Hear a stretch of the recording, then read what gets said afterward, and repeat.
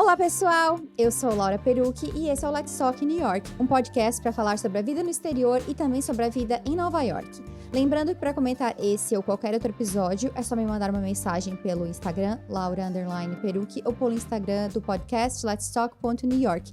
Se você curte podcast, escreve uma review pra gente lá na Apple Podcasts e também deixa reviews pra gente no Spotify. No episódio de hoje, eu recebo a Luciana Gomide. A história da Luciana é muito legal e inusitada. Ela e o marido saíram do Brasil lá em 2016 para fazer um sabático. Compraram uma passagem só de ida para a China e foram viver a vida. Mas, sempre tem um mas, né? Os dois estavam se divertindo à beça e, até demais, como a Lu relatou no seu Instagram, e ela acabou engravidando. Passado o susto, eles começaram os planos e, long story short, eles foram morar no Canadá. Como tudo isso aconteceu, a Lu tá aqui hoje para contar pra gente. Eu já queria também deixar um spoiler para quem é mãe brasileira no exterior, que a Lu tem um livro para crianças, voltado para brasileiros, crianças morando fora, que ela vai contar mais esse projeto pra gente. Então, fica até o final para saber mais disso também. Lu, seja muito bem-vinda e muito obrigada por estar aqui hoje contando a tua história no podcast. Muito obrigada por me receber, eu tô muito feliz de estar aqui hoje e de contar um pouco dessa maluquice. Sim, eu tô muito curiosa por saber mais. Então me conta, como é que era a vida de vocês no Brasil? Vocês moravam em São Paulo, né? O que vocês estavam fazendo? O que vocês faziam na vida naquela época? E o que levou vocês a tomar essa decisão de comprar passagem só de ida, né? Vender tudo e fazer um sabático? Eu sou professora de inglês, então eu sempre trabalhei em escolas e o meu marido é programador. E nesses últimos anos que a gente morava em São Paulo, tanto eu quanto ele, a gente tinha um segundo emprego. Eu trabalhava criando material didático para editoras e ele tinha alguns projetos como freelancer para algumas pessoas que ele conhecia. E a gente estava muito cansado dessa vida, muito. Trânsito, chuva, é perigoso. E a gente começou a cogitar essa ideia, então, de fazer viagens mais longas, né?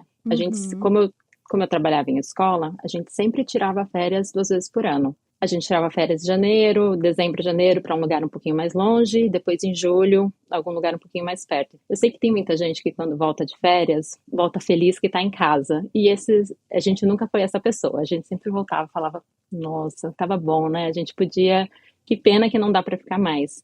Com aquela depressãozinha. Então, sim, tem gente que adora voltar para casa, a gente voltava deprimido. A gente curtia muito viajar e a gente aproveitou muito essa fase que éramos só nós dois, era muito tranquilo. E eu acho que tudo isso junto, assim, essa canseira de trabalho, essa fadiga de São Paulo e essa oportunidade que a gente tinha de ver o mundo lá fora, que começou a criar na gente esse desejo de, então, tirar um período sabático. Por que não fazer uma viagem mais longa? E vocês são os dois de São Paulo, tipo, naturais de São Paulo? Eu nasci em São Paulo, mas eu cresci no interior de São Paulo. E eu voltei para lá quando eu fui fazer faculdade. Então, e ele sempre morou em São Paulo. Então, Entendi. a gente só tinha... Eu fui au pair. Alguns anos antes eu tinha sido au pair. Morei em New Jersey. E foi a primeira vez que eu vi o mundo. E foi uma das melhores coisas que eu fiz na minha vida, por mim. Foi essa oportunidade de intercâmbio. E aí, quando eu voltei desse intercâmbio, eu voltei com muita vontade de continuar vendo o mundo. Sim, E como acho acontece que com todo mundo, né? eu amei a experiência, foi ótimo. E aí não cabia mais naquele momento participar de intercâmbio, mas a gente continuou viajando. Cada vez que eu voltava com mais vontade, eu já pensando na próxima viagem. E eu acho que foi disso que saiu a nossa vontade também de tirar um período sabático. E esse período sabático, como é que foi o planejamento de vocês? Porque vocês venderam tudo que vocês tinham e foram, tipo, passagem só de ida. Então, eu queria entender um pouco, até para quem tá escutando, né, que tem vontade de fazer isso. Claro que cada um é cada um, mas é sempre legal ouvir histórias. Então, eu queria saber como é que foi o planejamento de vocês. E se, assim, foi sabático mesmo, de vocês não trabalharam, não era para trabalhar durante esse tempo. O que vocês colocaram? Tipo assim, qual foi a expectativa? Que a realidade a gente já sabe. A gente é muito organizado, então a gente começou a colocar no papel qual era o roteiro, e a Ásia sempre foi um lugar que a gente tinha muito fascínio e curiosidade. Então, a gente começou a pensar num roteiro, levando em consideração o clima, levando em consideração acesso à internet, a segurança. A gente lia muito. Na época que a gente começou a se planejar, que foi 2015, é uma época que tinha muita gente fazendo esse movimento de nômade digital. Eu acho que eu diria mais que a gente foi nômade digital do que de fato Entendi. tirou um período sabático, né? Tinha blogs e vídeos no YouTube para você acessar e acho que foi um pouco na experiência dessas pessoas que a gente começou a planejar o nosso. Uhum. E a gente, num final de semana, a gente estava vendo um documentário sobre a China e apareceu um lugar lindo de um festival que só tinha em janeiro na China. E, assim, foi vendo esse festival de gelo maravilhoso numa região da China que já é quase próxima à Rússia, bem alto, longe, que a gente falou, bom, a gente já sabe por onde a gente vai começar, então. Até porque burocraticamente era mais difícil esse processo de visto. Isso também é uma coisa Sim. que você tem que estudar com o seu passaporte, aonde que você entra, como que você aplica para esses vistos, é fácil ou não, vacinas que você precisa. Na época a gente também foi num ambulatório em São Paulo que chamava Médico do Viajante. Ficava dentro do Hospital das Clínicas. Não sei, acredito que ainda tenha, mas você marca uma consulta e leva a sua carteira de vacina e fala para esse médico para onde você vai e ele atualiza toda a sua carteira de Que vacinação. legal! Que serviço genial! Genial e gratuito, assim, dentro do Hospital das Clínicas. Então, Gratuito! a gente não pagou por Ah, absolutamente nada. que E aí ele fez legal! esse calendário pra gente. Então a gente Uhum. falou quando a gente queria ir, então ele começou, porque tem algumas vacinas, né, que você tem que dar uma Isso, uma janela, um janela. espaço. Uhum. Eu acho que foi mais ou menos em agosto que a gente comprou a passagem para janeiro. Então a gente ainda tinha esses meses para continuar planejando, organizando, e os nossos finais de semana eram isso. Então, o resto do ano a gente só falava isso, a gente planejava, abria livros e assistia muita coisa a respeito, e incluindo então os lugares que a gente queria visitar. Pelo E, menos uma parte. e Lu, assim, vocês foram para a Ásia, que a gente sabe que é um lugar, é uma região, né, relativamente barata. Assim, eu tenho amigos que estão agora. Eu tive uma amiga que estava recente lá, e tenho amigos que estão lá, Bali, Tailândia, e é surreal o preço das coisas, mesmo se tu pensar em reais, porque o real é super Sim, desvalorizado. Se tu tivesse que dizer pra alguém, assim, é muito inacessível, eu acredito que o valor da passagem pra Ásia seja a coisa mais cara, porque o quão distante de uma realidade de classe média é uma coisa dessa, se tu considerar que tu tem uma possibilidade de continuar trabalhando remotamente. é muito possível.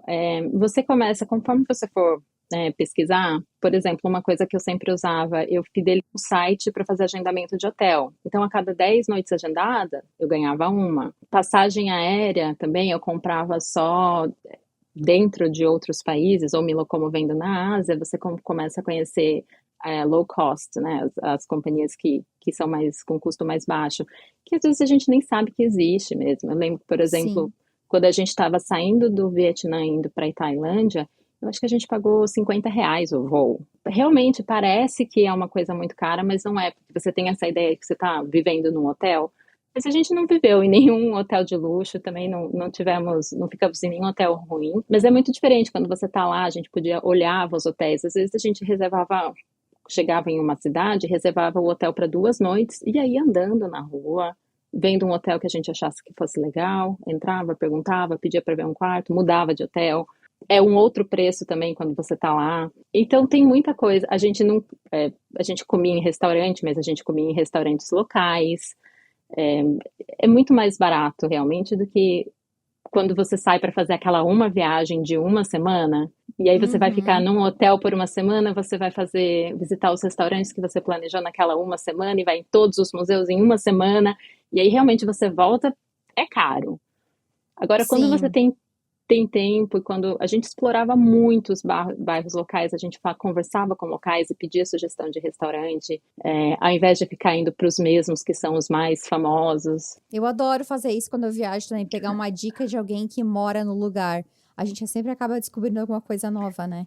E é muito mais barato do que o que você está acostumado só Sim, como turista, sim, quando você sim, tem tempo para fazer isso. Se você se planejar e se você tiver um emprego remoto, que eu acho que hoje é uma realidade, é sim. muito tranquilo de você conseguir. Pode, não é fácil, né? Porque a vida de imigrante, seja ela como nômade ou, né, como uma residência, Sim. ela não é fácil, mas ela é possível.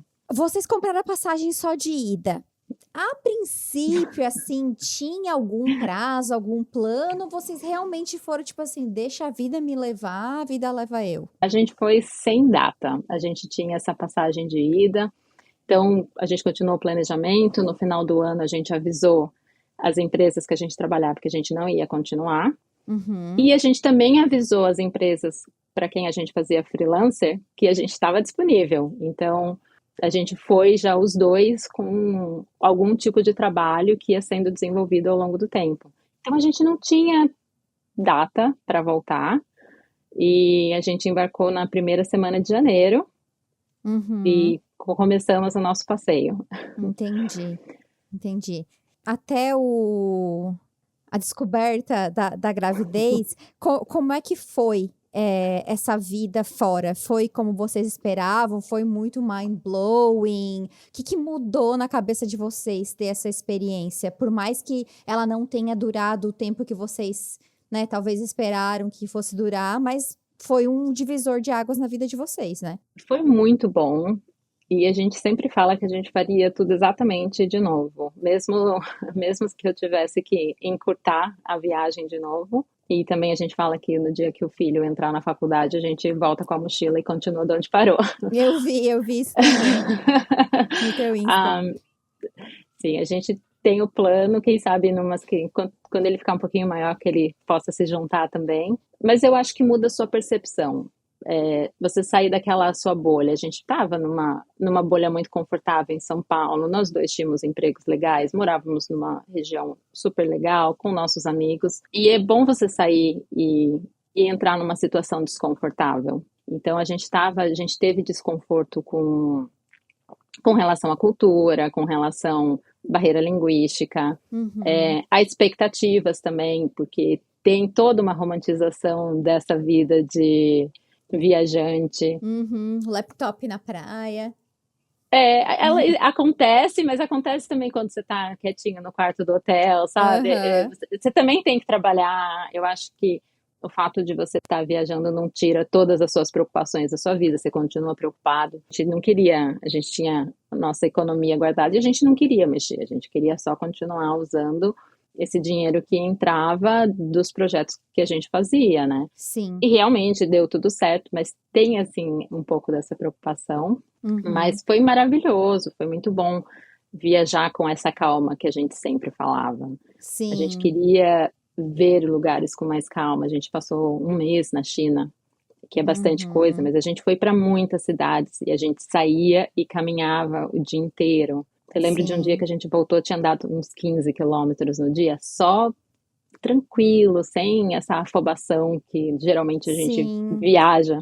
Uhum. Sim, porque a gente tem o tempo contado, né, pra voltar e tudo Uhum. mais. E aí, como é que foi quando vocês descobriram que vocês não eram mais dois? Tipo assim, vou ter que fazer uma pergunta que eu não sei se eu deveria fazer, mas tipo, vocês estavam planejando? Zero planejamento, né? Tudo que eu fui planejada na viagem, eu fui descuidada. Como eu disse, a gente estava se divertindo tanto que eu acabei descobrindo que eu estava grávida. E teve todo um processo de negação também no começo, né? Eu Aham. achei que eu Aliás, acho poderia que estar. tu podia contar essa história pra gente, né? Eu suspeitei que eu estava grávida e eu fui comprar um teste de gravidez e ele deu negativo. Eu falei, bom, deu negativo, tá tudo bem, vou continuar a seguir minha vida. Ah, deu Eu acho que negativo. deu, meu primeiro teste deu negativo. Eu acho que a gente estava saindo do Vietnã, meu teste deu negativo. E a gente saiu do Vietnã, foi para Tailândia. Acho que eu vou fazer um outro teste, porque tinha passado uma semana, não aconteceu nada. E eu entrei, meu marido estava no hotel, e embaixo do hotel tinha um 7-Eleven, uma Uhum. loja de conveniência, né? A gente estava numa cidade na Tailândia que é super turística, cheio de viajantes jovens. E eu entrei nesse 7-Eleven para comprar o teste de gravidez e todo o resto da loja estava comprando salgadinho, cerveja, Sim, sabe? Assim, tava todo mundo completamente outra vibe. Eu nem sabia, eu olhei o teste de gravidez, lá vai esse, e eu tava na fila para pagar. E atrás de mim tinha uma pessoa, um turista, que olhou para mim e falou: "Você tá comprando teste de gravidez? Você quer que dê positivo?" E ele começou a gritar: "Pessoal, ela tá comprando teste de gravidez!" E eu socorro. congelei, assim, as pessoas comemorando. Eu só paguei, assim, eu saí, fui pro quarto do hotel, falei, nossa, né? Contei pro marido o que aconteceu. Falei, vou fazer o teste. E aí ele deu positivo. Só que eu não sabia na época que existia falso negativo, existe o falso positivo. Eu aprendi isso na Ah, é prática. verdade. É verdade, é verdade. Já escutei isso também. Não existe falso Não, positivo, né? não, só existe falso negativo, mas eu não sabia. Eu falei, bom, deu positivo, então tá 1-1. Vamos Aham. procurar um laboratório para fazer um exame de sangue. Achei um laboratório que fazia exame, que falavam inglês, e falei, então amanhã a gente vai, era perto, vamos andando, vamos amanhã cedo. Dormi daquele jeito, no dia seguinte acordamos, fomos até o laboratório, e a pessoa que atendeu a gente foi um cara muito gentil e falou, você já fez teste de farmácia? Eu falei, fiz um, deu negativo, e aí eu fiz um ontem, deu positivo. Ele falou, então você tá grávida. Eu falei, não, você não tá entendendo. Um deu negativo, um deu positivo. Tá bom, eu vou fazer. Não precisava, mas eu vou fazer. E aí eu te mando o resultado por e-mail. E aí no dia seguinte eu acordei, tinha um e-mail, congratulations, there is pregnancy, uma coisa assim, um inglês meio truncadão, mas que não te deixava dúvida, assim, parabéns. Aham. Aí eu sentei na cama e eu chorei muito. Eu fiquei muito, muito, muito assustada, assim, não tinha sido planejado. Eu estava longe de casa. Eu não tinha casa, né? Longe de casa, nem Sim. casa mais eu tinha vendido tudo. Não tinha, a gente nunca teve uma data, né? Que esse período tinha um período de duração. Mas a gente não achava que Uhum. estava na hora ainda de acabar, sabe? A gente precisou de umas semanas, aí eu precisei, acho que, de um pouco mais tempo que o meu marido para me acalmar e entender o que estava acontecendo. Só que nesse tempo a gente decidiu não contar nada para ninguém. A gente precisava primeiro entender, Claro. fazer novos planos. Eu precisava aceitar, porque eu estava em denial mesmo naquele momento. Uma coisa que ficou clara pra gente é que se a gente podia trabalhar da China, do Vietnã e da Tailândia, a gente não precisava voltar para São Paulo, porque isso realmente a gente tinha muito claro que a gente não queria. São Paulo já não Uhum. fazia parte do nosso estilo de vida, não era mais o que a gente buscava. E a gente continuou, a gente ainda ficou na Tailândia por mais, acho que um mês, depois que eu descobri que eu estava grávida. Foi um desafio, porque tem essa coisa do primeiro trimestre, né? Sim. De mal-estar, e eram 7 da manhã já estava 30 graus, dava meio-dia, estava perto de 40, estava um calor, eu ficava assim dentro de piscina ou no ar-condicionado, cheiros me incomodavam, então aquele cheiro de Sim. peixe, você está andando na rua e tem muito peixe, assim, à venda, barraquinhas, então foi um pouco desafiador e eu sei que tem muita também disso da minha parte emocional, né? De como eu estava me Sim. sentindo ali naquele momento. E aí a gente comprou de novo uma passagem só de Só de ida. ida. Fomos pro Brasil sem contar para ninguém. Assim, tinha um amigo que sabia que foi buscar no aeroporto, depois uma amiga que sabia que levou a gente até a casa, até a nossa cidade no interior. E a gente tocou a campainha da casa dos meus pais e da casa dos meus sogros sem avisar. Não contamos para eles que a gente estava voltando e quando a gente chegou, a gente deu um presente que era uma roupinha de bebê. Ai, que fofo. Aí nesse ponto vocês já estavam assim mais, não sei se é a melhor palavra, mas vai conformados, né? Já tinham aceitado que agora era essa a realidade. Vocês iam ter um filho e vocês tinham voltado para o Brasil. Quais eram as conversas que vocês fizeram assim enquanto vocês estavam figuring out, né, aceitando o que tinha acontecido lá na Ásia e voltar pro Brasil? Tipo, o que que vocês falaram? Tipo, tá, e aí? E agora? Então, a gente então resolveu que se a gente podia trabalhar de qualquer lugar, o melhor lugar para a gente naquele momento ia ser no Brasil, para que meu filho nascesse num lugar que eu conheço, né? Num lugar que eu tenho pessoas com que eu conheço, e a gente se mudou para o interior de São Paulo. O meu marido, que já tinha esse contato com quem ele fazia esse trabalho freelancer, entrou, falou, conversou com ele e ele ficou contratado, foi Uhum. contratado, né, oficialmente. E ele trabalhava do interior quando precisava ir para São Paulo, porque eu morava a 2 horas de São Paulo. Sim. Então, quando precisava ia para lá, mas aí a gente resolveu então arrumar uma casa, um lugar para a gente ficar no interior até o final da gravidez, depois que meu filho nascesse, mas essa ideia de viajar ou de se mudar nunca tinha saído da gente. Realmente foi um período de pausa. Eu precisava fazer o meu ninho para o meu filho nascer naquele momento. De um lugar que eu me sentisse tranquila, confortável, eu precisava de um acompanhamento médico, eu precisava das minhas amigas que já tinham passado por aquilo, eu precisava Uhum. de tudo isso para atravessar, né, essa fase. Sim. E aí a gente também curtiu muito, né? Assim, ele foi morar no interior pela primeira vez, teve uma vida mais calma, já que era um pouco próximo, mais próximo do que a gente buscava. E a gente ficou no Brasil até o meu filho completar quase 2 anos. Como que o Canadá entrou, né, nesse planejamento de vocês? Tipo assim, eu sei que vocês fizeram uma viagem turística para o Canadá, mas Uhum. antes, tipo, essa viagem teve mais que um objetivo turístico? Ou vocês também estavam considerando outros lugares? Porque se ele é da área de TI, a gente sabe que existem muitas possibilidades, né? Existiam, não sei como é que tá hoje, que hoje as coisas estão complicadas para todo Tão mundo. diferentes, né? Mas é uma área que sempre foi muito promissora, né? E que abre muitas Uhum. portas. Então, eu queria que tu falasse um pouquinho dessa parte também. Quando eu estava no final da minha gestação, eu estava grávida de 38 semanas, eu fui vítima de um assalto. E foi horrível, Nossa, assim, eu fui amordaçada, amarrada, foi terrível. E isso mudou muito tudo o que aconteceu comigo depois. Estava muito perto do meu filho nascer, então eu estava muito vulnerável. E depois que ele nasceu, eu fiquei com mais medo ainda de morar no Brasil. Então, eu acho que a minha história, o quanto ela é. Quando às vezes algum estrangeiro me pergunta por que eu vim parar aqui e eu comento a história, eles ficam chocados, né? Mas infelizmente é a história de quantos brasileiros você não conhece que se mudaram por medo, né? Por uhum. terem passado por alguma situação de violência.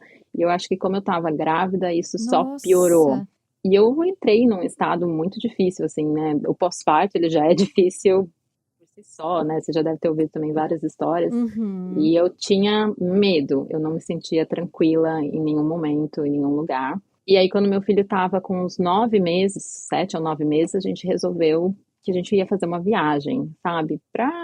Porque a gente sempre gostou, a gente sempre, né, curtiu. E uma amiga minha sugeriu, falou, vai para o Canadá, porque lá é um lugar muito bom para quem tem criança, né? Vai ser uma viagem com crianças, vocês não sabem como é isso, mas é um lugar muito preparado para famílias. Eu falei, vamos, o Canadá nunca tinha entrado no meu radar até então, nunca tinha vindo para o Canadá. E a gente veio para cá e a gente ficou acho que quase 3 semanas, mas a gente visitou a Costa Leste. E eu senti uma tranquilidade que eu não sentia desde então. Eu me Uhum. senti muito segura, muito, o tempo inteiro. E aí foi na volta dessa viagem que a gente pensou que então a gente tinha que sair do Brasil, porque a gente estava numa situação de muito estresse. Quando a gente voltou, a gente não se restringiu apenas ao Canadá, justamente porque tanto a minha profissão quanto a dele são profissões que a gente consegue arrumar emprego com facilidade, ou conseguia antes do Covid, né? A gente cogitou Austrália, Nova Zelândia, né, ir para Inglaterra, e aí a gente começou a eliminar Estados Unidos também, mas a gente começou a eliminar lugares que seria mais fácil para longo prazo imigração ou carreira. Por exemplo, a gente viu que na Austrália o perfil de imigrantes eram mais jovens solteiros do que de família. Pelo Uhum. menos na época que eu pesquisava. É Estados porque isso vai Unidos. mudando, né? Conforme o mundo vai mudando. Tipo, eu entrevistei uma convidada para essa temporada. Quando esse episódio for ao ar, o episódio dela já vai ter entrado. Ela mora na Austrália. E ela foi para a Austrália há 16 anos. ela pegou residência permanente em 6 meses, quando ela foi. Nossa. Hoje em dia não é mais assim, né? Não, não é. Mas até o Canadá, né, que tem essa fama de ser fácil, também está mudando. Por exemplo, os Estados Unidos a gente cogitou, mas nada entrava nos planos. E na época o Canadá foi muito atraente porque o meu marido viria como estudante e eu, Uhum. como acompanhante, teria direito a trabalhar, É pelo meu trabalhar. visto de trabalho. Uhum. Então, isso já era bem interessante para a gente. A gente não conhecia Vancouver, foi onde a gente escolheu, mas a gente pesquisou bastante e eu vi que eu ia ser muito mais feliz na costa oeste por conta do clima, Do clima. Uhum. do que eu acho que a região de Toronto é muito legal, Montreal também. Você está a 9 horas do Brasil, mas neva muito. Uhum. Aqui chove muito e eu prefiro lidar com a chuva. Então, Sim, a sim, gente escolheu vir para cá e foi muito tranquila a nossa adaptação, né? sim. Porque a gente se preparou muito para isso também. E então vocês mudaram nesse esquema que eu já falei com outros convidados, eu acho, que um vai como estudante e outro acompanhando. Aí ele escolheu tipo uma pós-graduação, alguma coisa assim? Isso, ele fez uma pós-graduação na área dele, né, em tecnologia. Eu fui trabalhar numa escola de inglês aqui, Hum, então também continuei na minha área. E o filho foi para a creche. sim, Então a gente sim. conseguia os três, todo mundo fazendo alguma coisa. E tu falou E aí, que a adaptação de vocês foi muito boa, porque vocês se planejaram, se prepararam. Como foi essa parte? E também outra coisa que eu queria saber é a partir do momento que vocês voltaram de viagem, vocês decidiram, tá bom, vamos para o Canadá. Quanto tempo da volta dessa viagem até vocês mudarem de vez? da volta da viagem até a mudança foi 1 ano e meio. Ah, foi rápido até. Para quem quer ir, foi muito, né? Sim, para Mas quem foi tá passando, porque eu imagino que não, mas se a gente olha de fora, né? a gente decidiu que ele ia estudar, porque eu já tinha feito 2 faculdades, eu não queria fazer mais uma. Então ele foi estudar inglês para ele fazer prova de proficiência e ele passou na prova em junho de 2018. Ele tinha vaga para o curso que ele queria, para começar em setembro ou janeiro, mas eles fazem uma divisão de nacionalidades. Então, para garantir que, por exemplo, a turma inteira de setembro ou a turma inteira de janeiro não seja de brasileiros, ele fez o Uhum, meu marido esperar e ele só pôde começar em maio. Então a gente já estava com tudo resolvido, mas a gente teve que esperar porque o curso dele, então a vaga dele para começar em maio por conta desse número de estudantes por nacionalidade por sala. Eu acho que é sim. legal a preocupação da faculdade, mas aí por conta disso a gente teve que esperar. Então a gente aplicou para os nossos vistos e a gente se mudou em março de 2019. Então faz Uhum, 4 anos que a gente se mudou para cá. sim. E eu acho que uma coisa importante da adaptação, e também vale para quem tem vontade um dia de tirar um período sabático e viajar, é autoconhecimento. Você tem que saber o que você gosta, você tem que, porque você olhar só o que o outro faz e achar que vai se aplicar não funciona. Por exemplo, eu sei de muita gente que vai atravessar o país viajando de VR, né? De RV, de trailer. É um Uhum, negócio que para mim não rola. Tipo, eu sei, eu me conheço e eu sei que eu não vou curtir essa experiência. E para mim também, muito da minha adaptação ter sido tranquila aqui em Vancouver vem parte disso. Eu sei que eu não gosto de neve. Eu poderia ter me mudado mais cedo e parar em Toronto, mas eu sei que eu não teria sido tão feliz em Toronto lá por conta do clima. sim. Então, é muito importante você saber o que para você é inegociável, o que você está buscando, que estilo de vida. Talvez você curta muito sair, festas, vai se informar como que é isso nessa cidade, né? Por exemplo, aqui em Vancouver, não que eu saia, mas eu sei que 1 hora, 2 horas da manhã tudo fecha. Então, se isso é uma coisa muito importante para você, esse aqui talvez não seja o melhor destino. Então, eu acho que Uhum, quando você tem clareza das coisas que importam, fica muito mais fácil a sua adaptação. Hoje, eu acho que não dá para não falar mais a língua local. Eu acho que talvez uhum. uns tempos atrás você fosse mais fácil você chegar e hoje em dia eu sinto que existe um grau de exigência maior E também das pessoas com quem eu converso, elas falam assim que muito da dificuldade da adaptação veio pela barreira linguística. Então, se tem como Sim. você se preparar para isso, se prepara, porque vai fazer sua vida ser muito mais fácil. É porque tu não saber a língua te dificulta tanto as coisas mais básicas de sobrevivência, né? Tipo, ir ao supermercado, contratar um serviço e também para te viver aquele lugar, né? Então, assim, tu aproveitar as experiências que aquele lugar oferece, oportunidades. Quer dizer, se tu tá aqui em Nova York e tem uma peça de teatro muito legal, e às vezes tu não entende inglês, como é que tu vai aproveitar? Isso é só um exemplinho muito básico, né?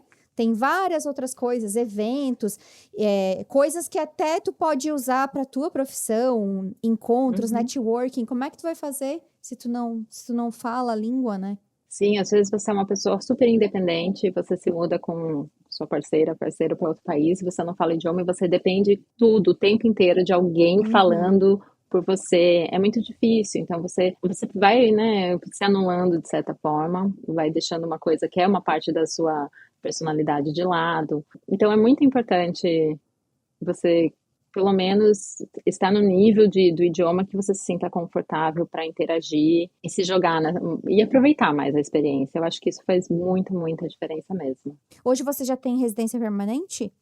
Sim, sim, já faz um pouco mais de um ano que nós somos Uhum. residentes permanentes. Legal, legal. E aí, me conta um pouco do projeto do livro. Teu livro se chama Lá no Brasil, e pelo que Uhum. eu li, ele é sobre para crianças brasileiras internacionais, né? Isso. Imagino que isso tenha. Vou dar um palpite, eu não lembro se eu li, enfim.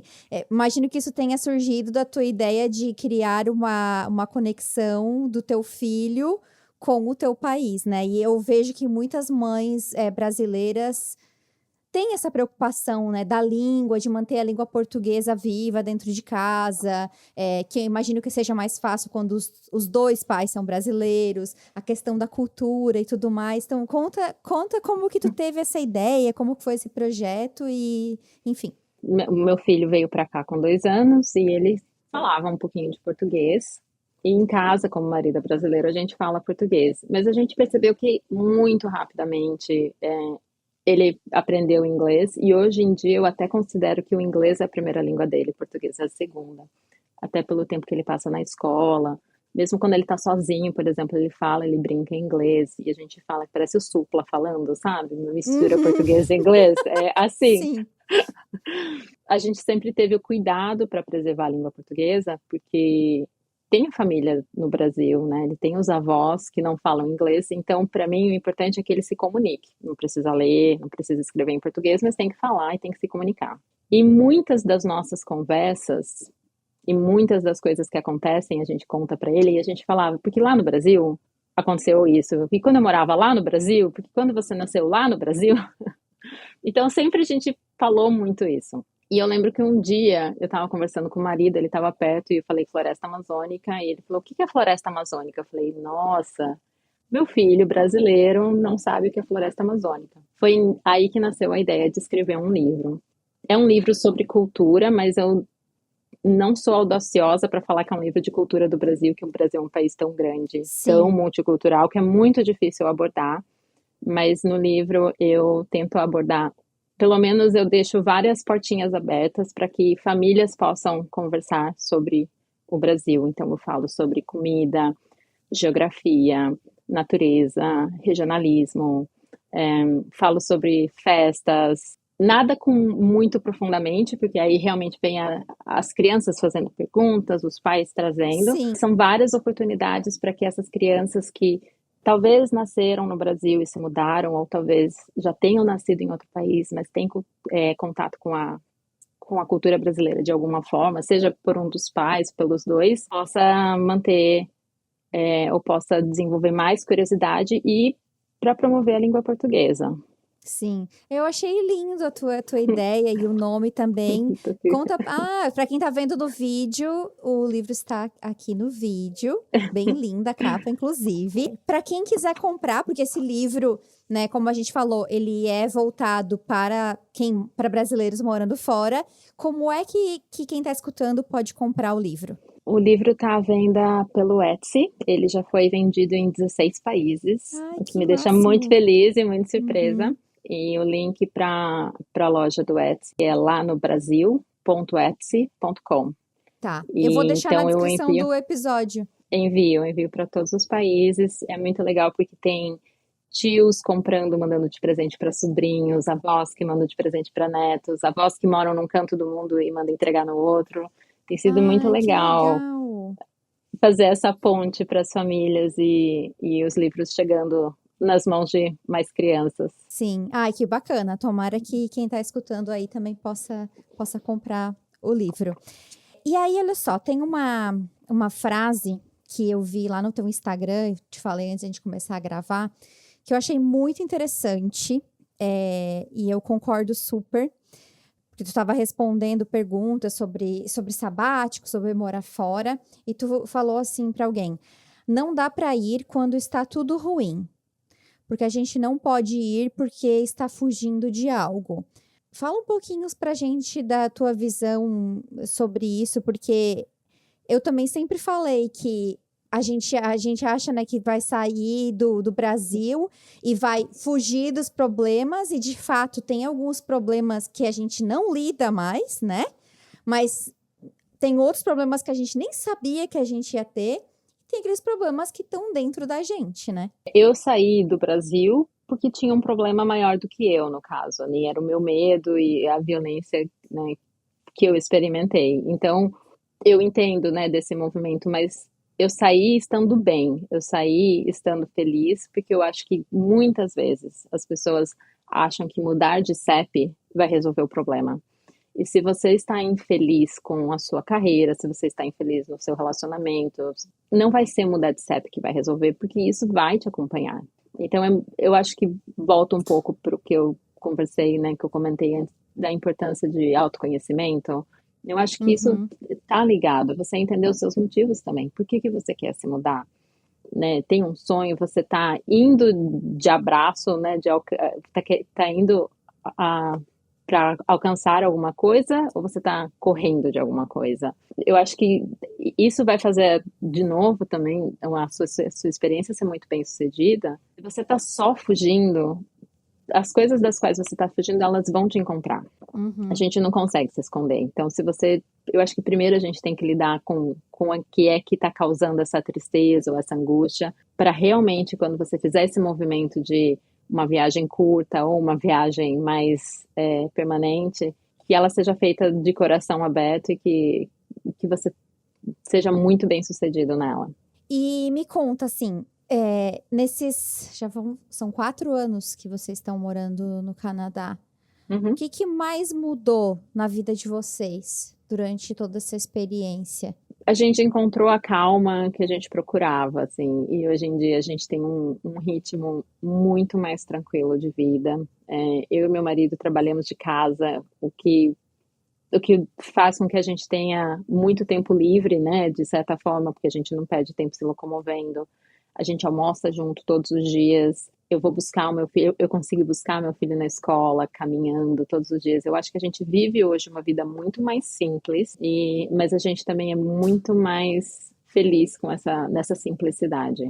E a gente teve, por exemplo, o livro foi nunca tinha pensado em escrever, né? Eu já escrevia livros, já escrevi outros, escrevi material didático, mas eu nunca tinha pensado em escrever um livro infantil. E eu acho que muito dessa vida mais tranquila que traz pra gente a oportunidade de relembrar, acender aquele sonho antigo, ou deixar você, fazer com que você se conecte com algo que sempre te fez bem, que você gostava. Então, sair um pouco daquela rotina mais caótica e ter hoje uma rotina mais calma foi uma das coisas mais legais que aconteceu pra gente. Por que o Canadá? Hoje, se fosse para responder essa pergunta e para quem está escutando, por que ele escolher o Canadá? Eu acho o Canadá o país mais diverso e eu amo a diversidade do Canadá. Eu amo o respeito pelas culturas que existe aqui.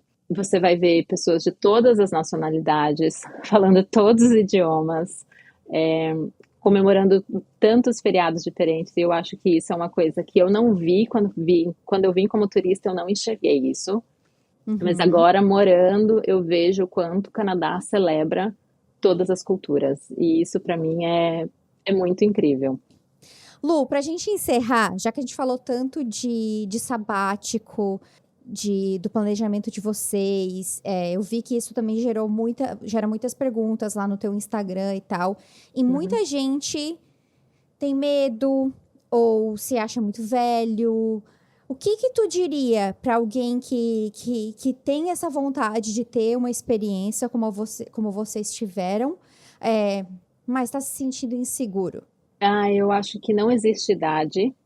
Eu acho que, pelo contrário, eu me sinto muito mais preparada para fazer isso hoje com 38 do que aos 28, pelas experiências que eu tive, pela maturidade que eu adquiri. Então, eu acho que a primeira coisa é tirar essa, esse pensamento de que idade limita. E eu acho que com organização e planejamento é possível você fazer. Então, às vezes a gente começa a pensar muito grande, né? Então você acha que talvez para ser um período sabático tem que ser um ano e não precisa. Às vezes você se organizar para ficar 6 semanas viajando já é um período sabático também, né? 3 meses. Se existe medo dentro de você, faz um plano menor então, né? Não precisa ir para a China, mas vai para a Argentina, vai para o Chile, que são países super legais e você pode Baratos passar um também. tempo. Exatamente, a moeda favorece, você não está tão longe de casa, o idioma não vai ser uma barreira tão grande e você faz a sua primeira experiência, né? Então,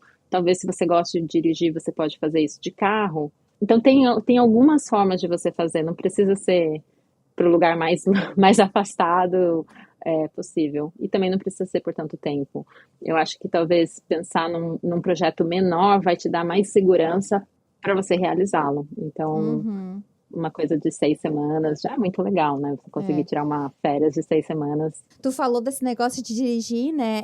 O meu irmão fez isso recentemente. Ele viajou de setembro até depois do carnaval, agora até fevereiro, pelo Brasil.